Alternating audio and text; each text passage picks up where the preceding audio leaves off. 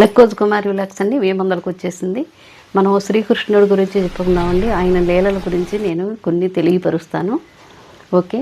అయితే శ్రీకృష్ణుడండి మనకి 14 సంవత్సరాలు అక్కడ వనవాసం చేశాడు. 14 సంవత్సరాలు అంటే యశోదమ్మ తల్లి దగ్గరే.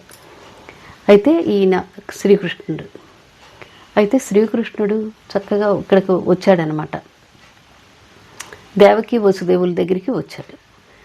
అదైనా ఏంటి, కంసుని సంహరించి, కంసుడంటే మేనమామ శ్రీకృష్ణుడికి, సంహరించి తల్లిదండ్రి దగ్గరికి వచ్చి దేవకి వసుదేవు దగ్గరికి వచ్చి కారాగారం నుంచి వాళ్ళని ఇడిపిస్తాడండి.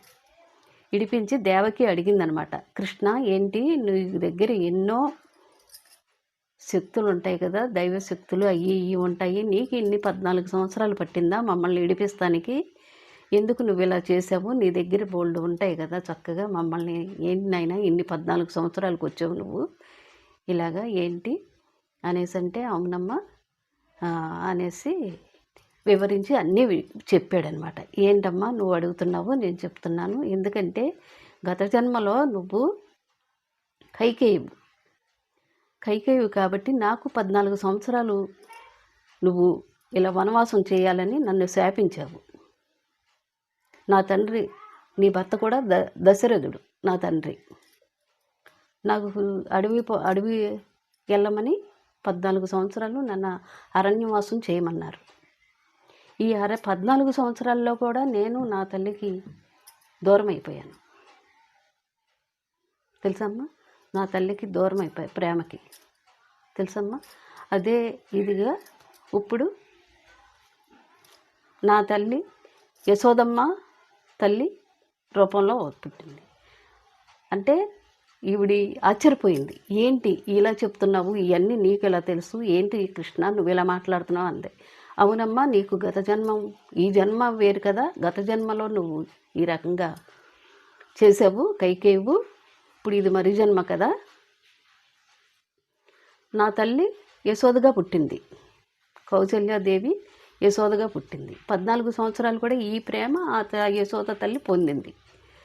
ఇప్పుడు నేను ఇక్కడికి వచ్చానమాట ఈ 14 అని అంటే ఆవిడ ఆశ్చర్యచకితురాలు అయిపోయింది. ఏంటి కృష్ణుడు ఇలాగా చెప్తున్నాడు అనేసి. అవునమ్మా, గతంలో జన్మలో ఇలాగా అని చెప్పాడు, అన్నీ వివరించి చెప్పాడు. ఆ కౌసల్యాదేవి యశోదగా పుట్టింది. ఆవిడ దగ్గర నేను 14 సంవత్సరాలు ఎంతో ప్రేమానురాగంగా నా ప్రేమను పొందింది ఆవిడ.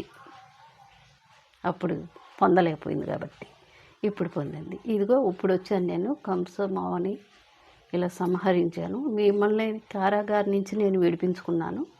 ఇప్పుడు ఇదమ్మా నేను చేసింది అనేసి అన్నీ వివరించి చెప్పాడనమాట దేవకి వసుదేవులకి.